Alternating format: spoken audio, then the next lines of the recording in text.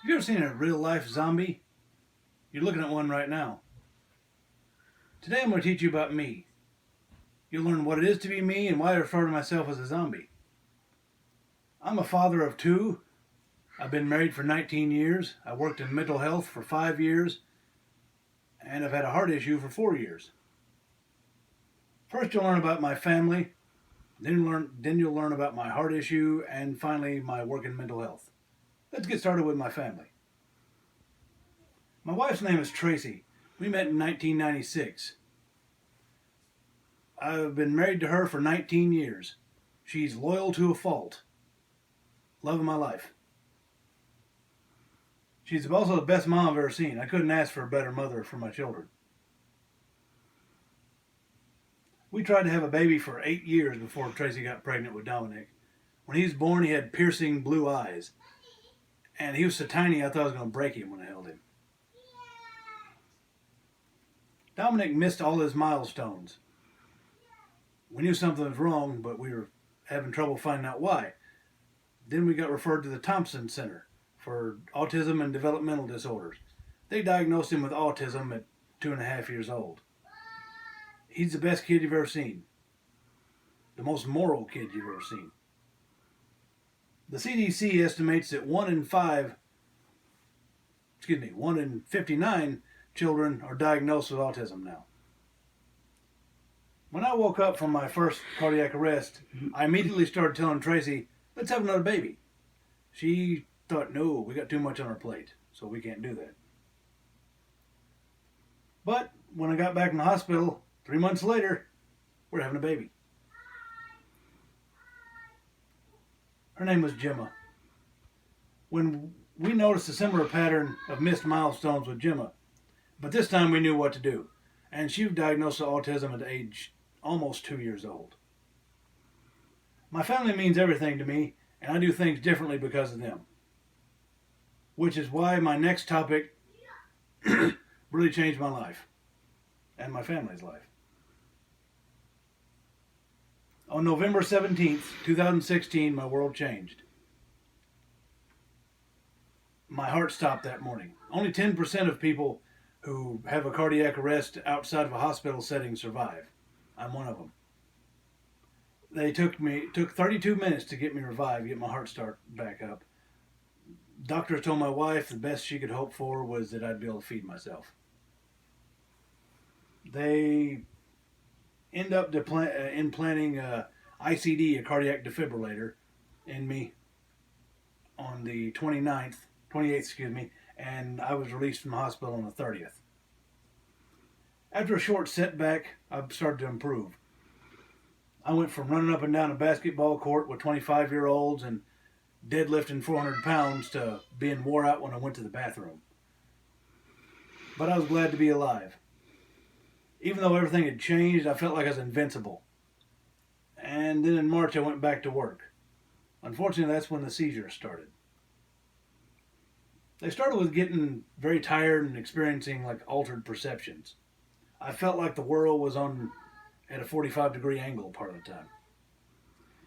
It eventually got so bad that I was missing work. And finally, my boss had to drive me home because I was in such bad shape. I could hardly talk. I filed for disability and was approved in 3 months. The seizures eased up, where I just had them for a couple times a month. And so I ended up going back to work for a little while. I got shocked and then I had to quit again. And then on January 16th, 2019, 2 days before I was supposed to go back to work, it happened again. I was shocked 6 times in a row here at the house, and they ended up sending me to St. Louis to the hospital. They were giving me an MRI. When they injected me with the contrast dye, I started getting shocked again and just kept getting shocked. I ended up being shocked 90 plus times, and they still had to do 6 minutes of chest compressions to get me back. I was on life support for 11 days because I had an MRSA infection in my lungs. And I I've developed ARDS. I was on a ventilator and I had trouble getting me off, but they did get me off of it on the 29th. And I keep coming back to life no matter what the odds are, and that's why I call myself a zombie. I had a new ICD pacemaker installed, and it keeps my heart pacing at 85 beats a minute. I have arrhythmia called VTAC, but we don't really know why. It said most likely it's a rare condition called Brugada. I was shocked again last January, but went to the hospital. I had low potassium. Everything turned out fine, so everything's going good. I'll probably be shocked off and on my whole life.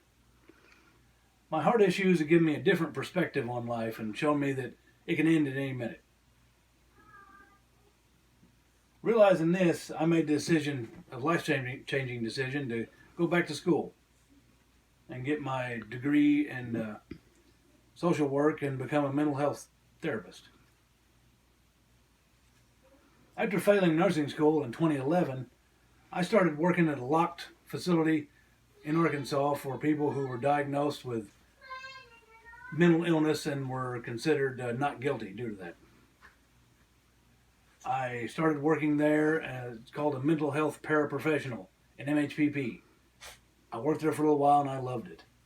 After about 4 years, I became the activity director. 8 months after I got that job, the job I intended to keep my whole life, my heart issues started.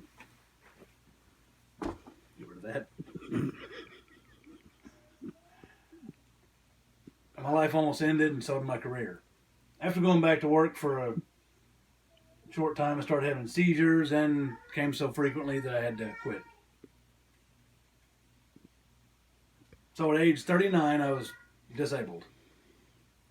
I make less money being on disability, but I have the same bills. So I decided that just wasn't good enough for my family to struggle all the time, constantly. That's when I decided to return to college. I love mental health work. I'm on a course to get a master's degree in social work and become a mental health therapist. It's a lot less physically demanding than my old job, but it's still in the field that I love. Working in mental health has made me see that failure is not the end. And the only people who never fail are people that don't do anything, don't try anything.